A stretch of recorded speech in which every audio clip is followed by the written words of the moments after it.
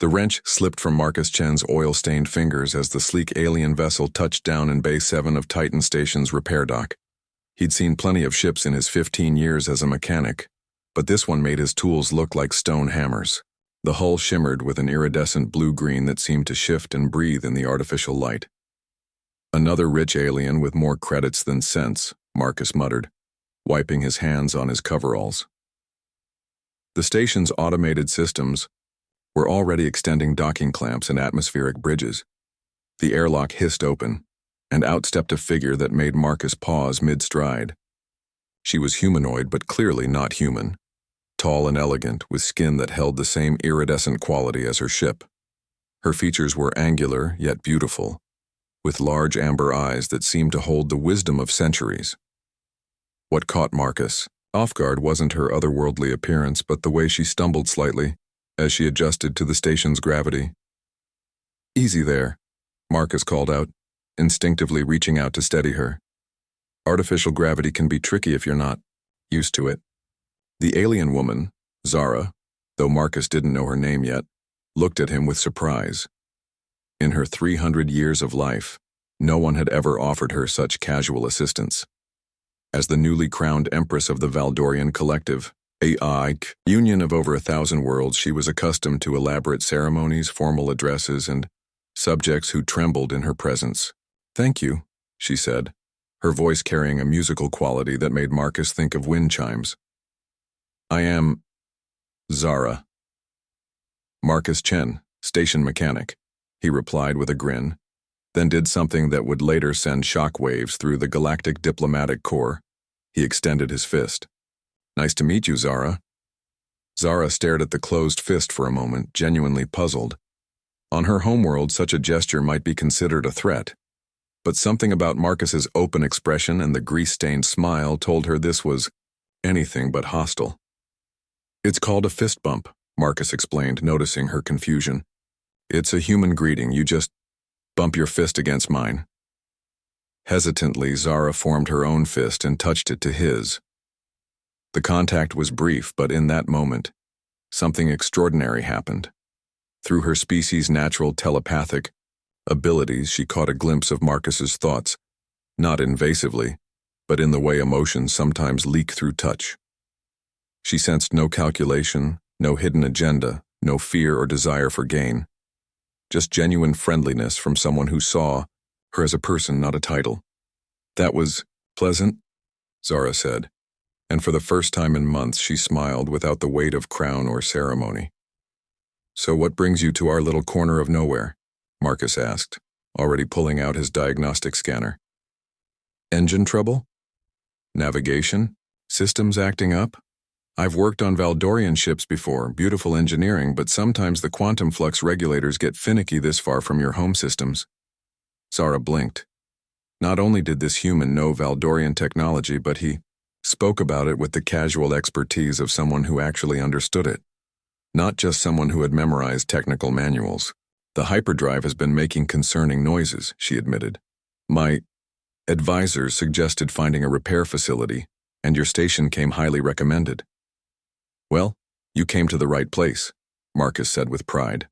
"Let's take a look." As they walked toward her ship, Zara found herself studying this human with growing fascination. Marcus moved with the confident ease of someone comfortable in his own skin, completely unaware that he was casually chatting with someone who could order the destruction of entire star systems with a word. "You know," Marcus said as he began running diagnostics on the ship's systems, "most aliens who come through here act like they're doing us a favor just by existing in our presence. You're different." "Different how?" Zara asked, genuinely curious. "You actually listen when I talk.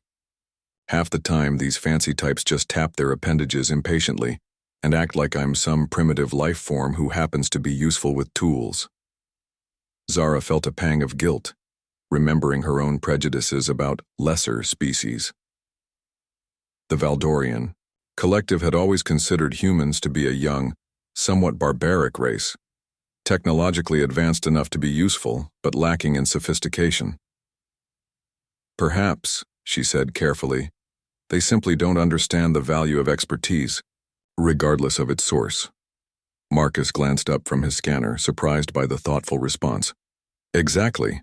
I mean, I may not have a fancy education from some academy on the core worlds, but I know these engines inside and out. When a hyperdrive starts singing in B-flat minor, that usually means the crystalline matrix is developing microfractures. Zara finished, her eyes widening with genuine respect. You really do know your stuff, Marcus said, grinning. Most people would have no idea what that sound means. As Marcus worked, Zara found herself drawn into easy conversation. He told her about life on Titan Station, about the various species that passed through, about his daughter Sarah, who was studying xenobiology on Earth. In return, she found herself sharing carefully edited stories about her travels, her observations of different worlds, and her growing concern about the disconnect between rulers and those they governed. The problem with leaders, Marcus said as he recalibrated the hyperdrive matrix, is that they forget what it's like to actually live in the worlds they're making decisions about. They get surrounded by people who tell them what they want to hear, and pretty soon they're making choices based on reports instead of reality. Zara froze, the scanner in her hand suddenly feeling incredibly heavy.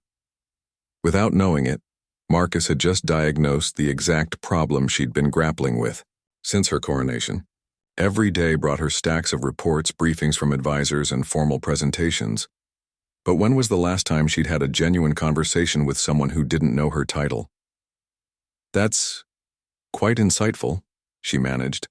Just common sense. Marcus shrugged. You seem like the type who'd understand that. Most folks with fancy ships and expensive clothes wouldn't give a damn about what some grease monkey thinks about leadership. The repair took 3 hours, during which Zara experienced something she hadn't felt in decades: normalcy. Marcus treated her with respect but not reverence, included her in the technical discussion without condescension, and even taught her a few human curse words when a particularly stubborn component refused to cooperate.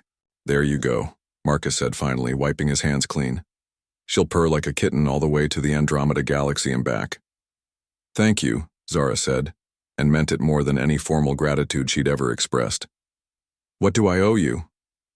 Marcus quoted a fair price, not inflated for her obvious wealth, not discounted for her friendliness, just honest payment for honest work. As she transferred the credits, Zara made a decision that would reshape interstellar politics. Marcus, she said, how would you feel about a consultation job?